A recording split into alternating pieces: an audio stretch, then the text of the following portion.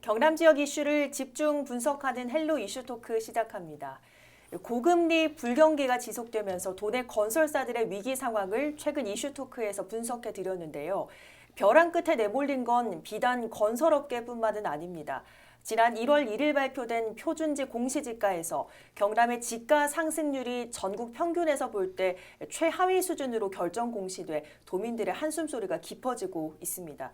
정확한 데이터에 기인한 현재 도내 지가 상황과 회복 전망, 또 필요한 행정적 지원은 무엇인지 전문가 두 분과 함께 오늘 자세히 짚어보겠습니다. 도움 말씀에 정상철 창신대 부동산 경영대학원장, 또 신용찬 부동산 전문가 함께합니다. 어서 오세요. 반갑습니다. 안녕하세요. 자, 지난해 이 전국의 땅값 추이가 발표가 됐습니다. 저희가 어떤 내용 좀 주목을 하면 될까요? 참 그렇습니다. 땅값 참 중요하죠. 땅값은 그 지역에 따라서 천차만별로 이렇게 형성이 됩니다. 그 예컨대 같은 경남이더라도 땅값이 가장 비싼 지역은 지금도 제곱미터 3.3제곱미터당 소위 말하는 팽당이죠. 네. 팽당 2,500만 원 하는 곳도 있습니다. 예, 그리고 시골 쪽으로 가면은 그 3.3제곱미터당 팽당이죠. 단돈 250만 원짜리도 공시지가에 나아가 있습니다. 네. 이처럼 천차만별로 형성되고 또 그리고 땅값이 여기 뛴다 해서 저기 따라 뛰는 것도 아닙니다. 이게 서울 강남 땅값이 있을 거고 서울 강남 땅값이 뛴다 해서 저 멀리 제주도 땅값이 따라 뛰고 저 강원도 감자밭이 따라 뛰고 그러진 않지 않습니까? 그렇죠. 그런데 지역에 따라 천차만별로 그 형성이 된다 하는 것하고 역시 그 비싼 땅에 살면 사람들이 다들 땅 그런 것 같아요. 여기 땅은 땅인 것 같아요. 예, 그래서 뭐 우스갯소리입니다만 얼마 전에 일본 사람들이 한국 땅 좋다고 경상도에 와서 여기 땅 어디 좋습니까라고 이렇게 물으니까 한국 사람이 땅 하지 마라 시끄럽다. 똑똑은 우리 땅이다. 네. 했을 정도였으니까 그죠. 그런데 매년 정초가 되면은 전국의 땅값이 이렇게 공시가 됩니다. 공시지가의 명목으로 그죠. 그래서 이렇게 보면은 참 그 관심들이 많은데 이 지난해죠. 지난해 우리 집가 상승률을 보니까 이 전국적으로 보면은 0.82% 이렇게 올랐더라고요. 네. 예, 올랐습니다. 이게 적게 올랐다는 뜻입니다. 그 10한 5, 6년 전에 2008년도 금융위기라는 게 있었습니다. 네. 그때 땅값이 많이 이렇게 하락을 했는데 그때는 뭐 마이너스로 이렇게 하락을 했습니다. 예, 마이너스 몇 퍼센트 이렇게 하락을 했는데 그 15년 만에 이번에 작년에 15년 만에 많이 하락했다는 겁니다. 그 뒤에 천천히 상승하다가 네. 작년에 많이 하락을 했다는 그런 통계가 지금 나가 있고 특히 우리 경남 땅값 상승률은 보면은 0.23% 작년에 이렇게 상승을 했습니다. 이곳에 울산과 부산과 네. 함께 최하위 수준입니다. 그럼 뭐 최하위를 해서 뭐 겁낼 건 없다 봅니다. 항상 이 최하위 수익 소위 말하는 꼴통이죠. 꼴통으로 가다가 어느 날 뒤로 돌아갔다 버리면 거꾸로 가면 1등이 돼 버릴 수가 있으니까 그죠. 예, 그래서 그리고 돈의 그 토지 그 거래량 역시 많이 감소를 했습니다. 전년 대비 보면 24.3% 이렇게 감소를 했어요. 예. 그래서 이렇게 땅값과 토지 거래량이 이렇게 모두 줄어들었다는 것이죠. 예, 감소 폭이. 네. 예, 이것은 지역 경제가 그야말로 침체했다는 그런 결과의 방증이다. 이렇게 보입니다. 자, 그럼 대표님, 이런 그 지가 추이를 저희가 올해 유난히 나쁘다고 좀 봐야 될 것인지, 계속 나빠지는 추세라고 봐야 될 것인지, 그것도 좀 중요할 것 같아요. 네, 그 저희 소견으로는 그 우리 경남의 경우가 계속 나빠진다고 보지는 않습니다. 다행입니다. 예, 최근 그 언론 또는 그 우리나라의 그 경제지표 KDI 발표를 보면 2024년 1월 현재 전국 지가 변동률이 2023년 하반기를 기점으로 최저점에서 지금 우상향을 하고 있고 네. 거래량 역시 증가하고 있는 추세로서 시장 금리가 전년도 대비 하락하여 4.2%로서 향후 금리의 기대가 금리 인하 기대 심리가 높은 만큼 네. 투자의 심리도 살아날 것으로 생각합니다. 네. 다만 금리의 조기 인하 및 최근 추진되고 있는 지방의 각종 국책 사업을 얼마나 조기에 착공하는가에 따라서 네. 달라질 수도 있겠다라고 볼 수 있겠습니다. 교수님께서도 결국 발전 가능성이 땅값 상승과 하락의 가장 큰 요인이다, 이렇게 분석을 하십니까? 어떻게 보세요? 예, 그렇습니다. 그 우리 대표님 말씀 잘해주시는데 이 집가가 상승하는 요인이 있습니다. 예를 들어 땅은 가격을 올리고 싶다 해서 오르는 건 절대 아닙니다. 이 땅만큼 정직한 건 없습니다. 제가 볼 때는 그죠. 네. 땅은 땅 같은 요인에 대해서 오르는데 우선 아까 말씀해 주신 대로 사회 기반 시설 인프라라 그러죠. 그죠?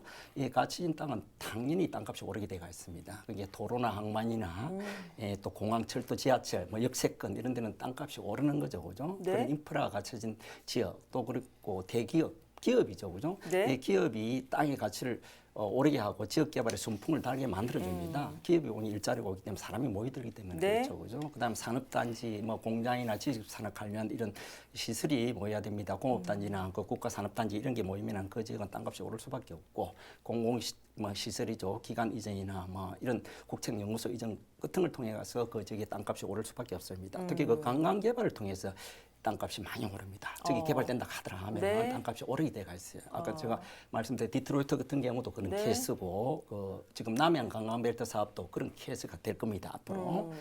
특히 가장 중요한 인구 유입이죠. 아까 대표님도 말씀하셨죠. 그죠? 인구가 유입돼야 거기에 사람이 오고 돈이 모이고 땅값도 오르는 겁니다. 네. 그죠? 당연한 일이고 반대로 하락 요인도 인구 유출이 심한 지역은 절대 땅값 오르지는 않습니다. 예를 들어 공장 문이 닫고 네. 젊은 사람이 들어가는데 땅값이 오를 리가 없죠. 그죠? 그다음에 지역 개발 호재도 없고 네. 청사지도 없는 이런 지역은 땅값 절대 오르지 않고 빠지게 돼가 있습니다. 희망이 없는 지역이죠, 그죠? 예, 땅값 빠지고 지역이 설림화되는 거는 뭐 세계사가 말하는 교훈이 되겠습니다. 그렇군요. 예, 예, 뭐 땅값 상승과 하락 요인에 대해서는 완벽하게 이해를 했는데 네네. 중요한 것은 일단 2023년도 전국 집가 상승률의 평균이 0.82%였는데 네네. 말씀해 주셨듯이 경남이 0.23% 아니었습니까? 그렇습니다. 그러면 예, 예. 이 평균보다 가장 낮은 경남의 집가 상승률 이건 어떻게 저희가 분석을 해야겠습니까?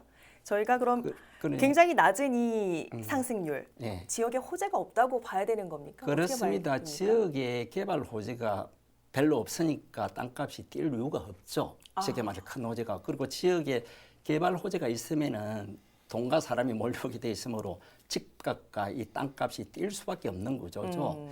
특히 보면은 이 종선이 있는 해는 네. 땅값이 떨썩입니다. 지금까지 그 역사를 이렇게 쭉 보면은 그만큼 개발 공약을 많이 뭐 내놓기 때문이죠, 그죠? 어디 만들겠다, 뭐 유치하겠다 이런 공약을 많이 하지 않습니까? 네. 그때는 땅값이 반드시 올라가더라고요. 그래서 올해도 4월 10일 총선이 있는데 네. 한번 두고 볼 일입니다. 그죠? 그렇군요. 예.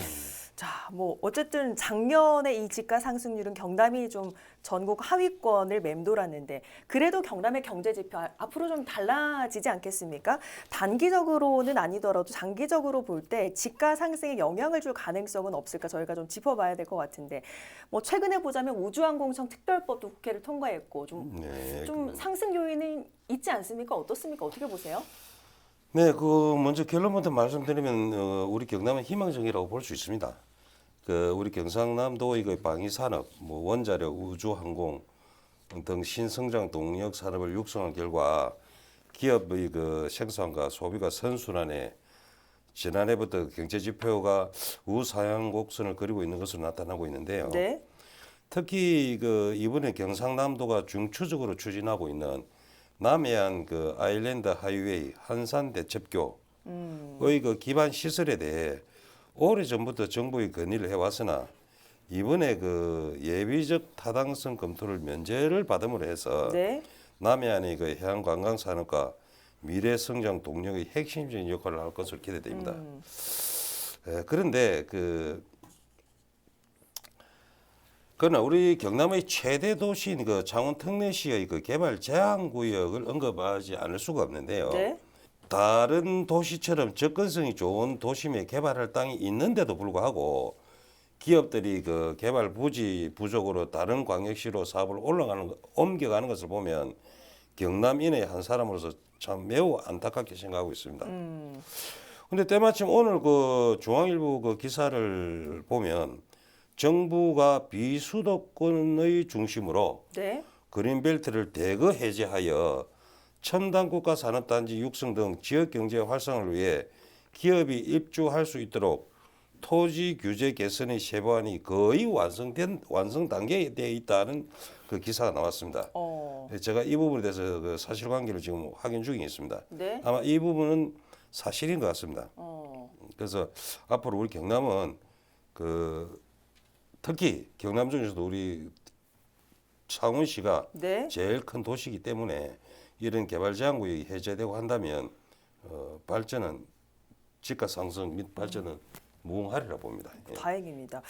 자, 두 분 모두 남해안 관광벨트에 대해서 좀 희망적으로 보시는 것 같은데 그러면 이런 남해안 개발 계획이 지방 소멸 위기에 놓인 경남 군단위 집가에도 좀 긍정적인 영향을 미칠 수 있을까요? 어떻게 보십니까?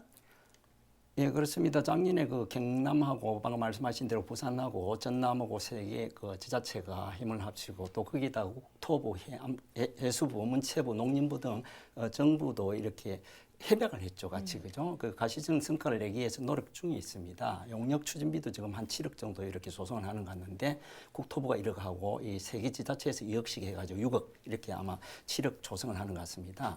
예, 이것은 바로 그 수도권의 그 인구 집중에 대응하기 위한 하나의 전략이다 이렇게 봅니다. 그래서 국토 균형 발전을 목표로 초강력 그 협력 사업을 지금 하고 있다 이렇게 보여집니다. 특히나 영호남을 묶는 그 가장 강력한 연결고리로서 그 역할을 많이 하지 않나 이렇게 보고 특히 여수나 남해 같은 데는 해저터널 지금 개통한다고 하죠, 그죠? 그 원래 빙 돌아가려면 1시간 이상 걸리는 거리가 지금 물밑으로 해저터널을 놓으면 10분 거리에 이렇게 그것도 거리도 만만치 않습니다. 네. 4.2km니까 흔히 말하는 우리가 그 10리가 넘는 길인데 예, 그걸 10분 만에 단축한다는 거죠. 그래서 이게 이렇게 되면은 세계적인 관광 산업의 메카로서 우리 남해안이 되지 않을까 그런 긍정적인 측면도 있습니다. 예. 그렇군요. 예. 특히 또 경남은 도농복합 지자체가 많기 때문에 집가에 농지를 빼놓을 수도 없는데 경남과 창원시에서 이 의창구 지역에 관심을 두고 여러 사업과 정책을 추진 중인 것으로 알고 있습니다. 최근 농지법 개정으로 또 많은 분들께서 이 농지의 다양한 가능성에도 관심을 기울이고 있는데 대표님께서 부동산 전문가 아니십니까? 네. 그 바라는 사항 있으시면 한 말씀 해주시죠. 네, 이 농지법에 관련해서는 지금 참 많이 좀 의견들이 많습니다.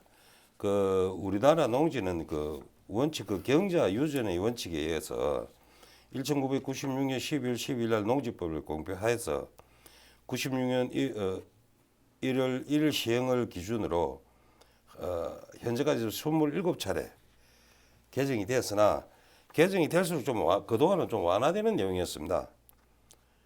그러나 지난 LH 사태 이후 2022년 4월, 5월, 8월에 상당히 강화되면서 수요자들의 접근 자체를 어렵게 하고 있습니다. 거의 반정으로 농지란 농림지역에만 있는 것이 아니라 관리지역에도 농지가 있는데요. 농업법인 회사가 아니면 그 개인 기업 법인체는 농지를 매수할 수가 없습니다. 네. 사정이 이렇다 보니 기업체의 투자를 맡기게 되고 2021년 연간 전국 그 집값 변동률 및 토지 거래량에 따르면은 전국 논밭 거래량은 21년 대비 24%나 줄었고 농지 정보 시스템에서는 농지 취득 자격 증서 발급 건수가 21.7%가 감소했습니다. 그리고 무엇보다도 그로 인해 그 80평생 오직 농사만 바라보고 살아오다 이제는 좀 힘이 들어 농지를 팔아서 노자금으로 좀 쓰기도 하고 자식들에게 좀 나눠주기라도 할 텐데 현 농지법에서는 일반인이 매수를 어렵게 하다 보니까 대다수의 농민들의 요구로 인해서 그 현 밀양, 창녕, 함안 지역구인 그 조희진 국회의원 외 9명의 국회의원이 2023년 6월 14일 다시 그 농지법 개정 빨리 해놨습니다. 근데 안타깝게 이게 21대 국회가 5월이면 폐회가 되는 관계로 조금 기대하기가 좀 어려울 것 같습니다. 그러나 이제는 경자 유전의 원칙에서 농사를 대농하는 농민에게는 좀 더 많은 혜택을 주고 관리 지역의 농지는 수요와 공급의 시장 원리로 이제 좀 경자 용전으로 쓸 수 있도록 바뀌어야 되지 할 때가 아니었나 싶습니다. 예. 네. 농지법 개정에서 말씀을 해주셨고요. 또 하나 부동산 관련 이슈 짚어보겠습니다. 노후도시 관련 내용인데 이 성상구의 그 시행령을 두고 굉장히 뜨겁지 않습니까? 이 네네. 내용 좀 짚어주시죠. 그렇습니다. 노후도시 관련 내용인데 그 국토교통부가 노후도시를 그 신속하게 정비하기 위해서 노후계획도시 특별법을 만들어서 지난해 12월 국회 통과를 시켰습니다. 그 20년 이상 된 노후단독 주택지와 그 아파트의 재건축을 추진할 수 있는 길을 터준 것이죠. 네. 뭐 원래 지지는 제 1기 신도시 여기 아니고 저 경기도 쪽에 분당, 네. 일산, 팽촌 이곳을 말하자고죠. 그런데 우리 창원도 넣어달라고 여기서 때를 썼지 않습니까? 그렇죠. 그 여기서 눈여겨볼 만한 것은 그 준공 30년이 넘는 노후주택은 안전진단 없이 재건축을 착수할 수 있다고 이렇게 나와 있습니다. 안 하는 게 아니고 그전에는 안전진단부터 받고 통과를 해야 하는데 지금은 그거 없이 바로 하고 안전진단은 나중에 가서 해라. 뭐 그런 뜻입니다. 그죠? 네. 그런 게 뭐 쉽게 해준다는 거죠. 그 목적은 뭐 정부가 말하는 거 주거 안정하고 건설 경기 부양을 한다는 것인데 국토부가 1월 31일 지난달 노후계획 도시 특별법 시행령 입법 예고를 이미 했습니다. 네. 예. 그럼 이게 창원도 포함이 된 겁니까? 어떻게 된 겁니까? 물론 그렇습니다. 창원 포함됩니다. 어. 해당촌 안 되는데 의창구, 성산구 노후주택 적용 대상이 됩니다. 예, 정치인이라면 우리가 흔히 말하는 매일 싸우던 모습만 이렇게 기억을 했죠. 네. 저도 그렇게 생각합니다. 했는데 이번에 여야 가리지 않고 창원시를 위해서 이게 애쓰는 모습, 적극적으로 건의하는 모습이 참 보기 좋았습니다. 네. 그 애초 특별법에 창원시가 빠져 있었거든요. 예, 그래서 경남에서는 지금 창원뿐만 아니고 6곳이 지금 적용 대상입니다. 그 김해 내동, 외동, 내외동하고 장류하고 양산, 그 서창지구가 포함이 되어 있습니다. 그렇군요. 예, 예. 평균값으로 경남의 지가 상승에 어느 정도 역할이 좀 기대가 되는데 가능성 어떻게 보십니까? 예, 그렇습니다. 그 노후 특별도시 계획도시 특별법에는 그 창원이 포함이 된 것에 대해서는 그 해당 주민들의 수건사업이기 때문에. 네. 수건사업이 풀린 셈이죠. 그렇기 때문에 환영할 만한 일입니다. 그 재건축이 쉬워지고 공사기간이 단축이 되죠. 공사기간이 이렇게 되면은 뭐 그 5년 내지 6년 이렇게 단축이 된대요. 네. 예. 그래서 재건축 시장의 활력을 불어일으키 되는 것만은 사실인 것 같습니다. 예, 그런 그렇군요. 효과는 있을 것 같습니다. 그렇군요. 예, 예. 자, 그러면 올해 부동산의 다양한 변화와 기대로 이 시간 정리를 해볼까 하는데 우선 대표님께서 제언 한 말씀 남겨주시죠. 예. 지금 올해 2024년도에 그 부동산 제도 정책이 좀 변화가 많을 예정인데요. 첫째로 그 청약 통장 제도가 개편이 됩니다. 개편되는 내용을 보면 부부 개별 청약을 인정하고 중복 신청이 또 가능하고 동시에 당첨이 된 경우 먼저 신청한 청약만 가능하게 하고 과거 청약 이력은 더 이상 고려되지 않으며 이에 대해 배우자의 청약 기간도 합산하여 가산점을 준다. 이게 첫 번째이고요. 두 번째는 맞벌이 부부 디딤돌 대출 완화 정책 시행입니다.